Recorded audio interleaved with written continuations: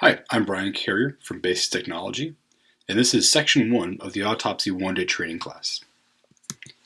The goal of this section is to cover the general concepts before we make a case and start analyzing data.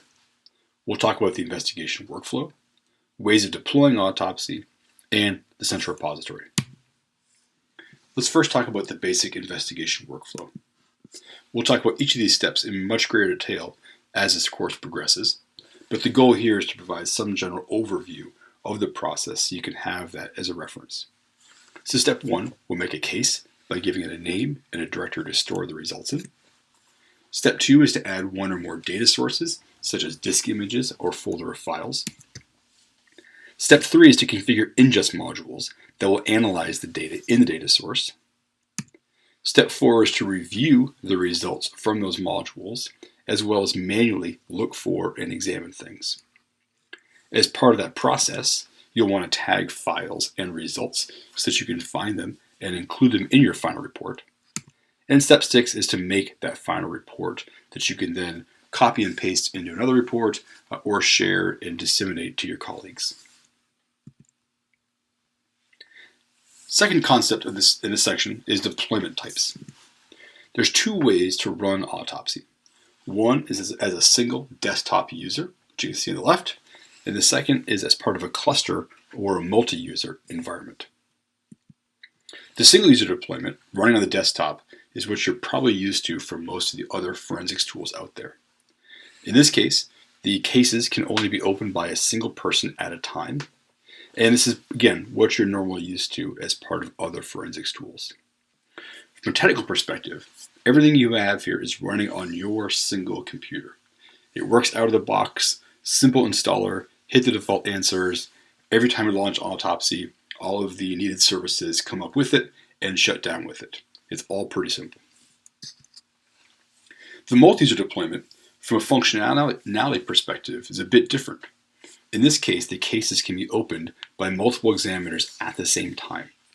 And if you tag something, your colleague will see it in real time, and you can both see the other's results. This also allows you to use what we call auto ingest mode, where new media is being analyzed 24/7 by multiple nodes. And this allows you to get through a large collection of data from a search warrant or something else overnight, and at 2 in the morning, when one of your data sources has finished analyzing, it'll grab a new one and start pre-processing that so it's all ready for you the next morning. You may also get faster results from this deployment because the database is often faster because they're designed to be scalable databases and not just an embedded database within Autopsy. From a technical perspective, the user experience is exactly the same. It's the same user interface, it's all the same results. It's just that a lot of the infrastructure is on some remote computer and not running on that person's computer. Let's talk about the central repository. The central repository is a database that stores data from past cases. This includes MD5 hash values, comments about a file, Wi-Fi SSIDs, USB device IDs, etc. The reason we have it is it allows you to easily access important data from past cases. Autopsy typically has case-specific databases, and this allows Autopsy to have small data sets that are easy to manage and easy to scale, and allows for easy archival, that you can kind of pull that data set out from that one case and not have it commingle with other data. But there's many use cases where that data from past cases can be important, and so the central repository is that smaller data set of the important facts from your past cases. So some use cases that we'll see later in this course. There's something called the Other Occurrences Content Viewer in the lower right-hand corner that will show you if a file or other artifact was seen in past cases and what those case details were. You can also make a comment about a file and store it in the central repository so that future cases can see the comment that you made about that file. If you did a lot of reverse engineering work, for example, on a file or a program, you can record what that program did so that future people can see the same results. With a CR, you can also centralize the management of notable hash sets or known hash sets, such as the NSRL, so you can have all of your hash sets stored in a central repository instead of having all of your examiners manage their own hash sets.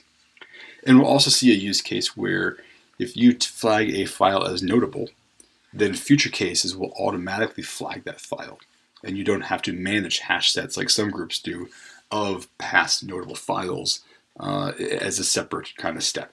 It gets done automatically. That when you tag a file as notable, future cases will also have that file get flagged. There's two types to deploy the central repository. One is as SQLite, and this requires no other installations. It can be done by only one user at a time. So in this model, you say I want SQLite. It's going to make a SQLite database on your desktop computer, and you can correlate with your past cases. The big caveat here is don't try and be smart and put that SQLite database on a shared location where you have multiple examiners trying to access it at the same time.